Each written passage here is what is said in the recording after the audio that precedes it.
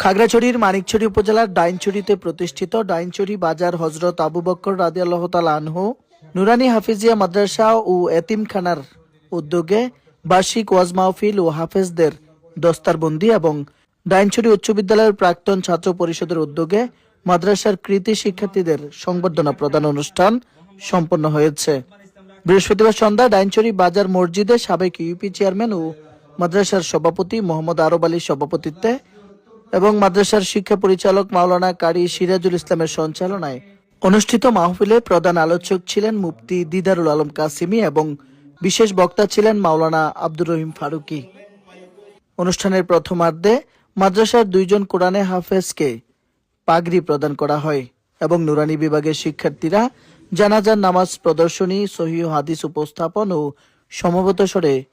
Islamic সঙ্গীত পরিবেশন করে। এছাড়াও ডাইনছড়ি উচ্চ বিদ্যালয়ের প্রাক্তন ছাত্র পরিষদের উদ্যোগে মাদ্রাসার কৃতি শিক্ষার্থীদের সংবর্ধনা প্রদান করা হয়। এতে অতিথি হিসেবে উপস্থিত ছিলেন মানিকছড়ি দারুস সুন্নাহ মাদ্রাসার সহকারী পরিচালক মাওলানা নূর মোহাম্মদ, মানিকছড়ি দারুল ইহসান মাদ্রাসার প্রতিষ্ঠাতা পরিচালক হাফেজ কারি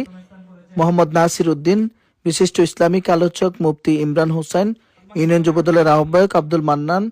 বাজার মসজিদ পরিচালনা কমিটির সভাপতি আবু তাহের, ইউনিয়ন ছাত্রদলের সভাপতি মোহাম্মদ আলী, ডাইনছড়ি উচ্চ বিদ্যালয়ের প্রাক্তন ছাত্র পরিষদের সভাপতি মনসুর আলী, সাধারণ সম্পাদক মোহাম্মদ অলিউল্লাহ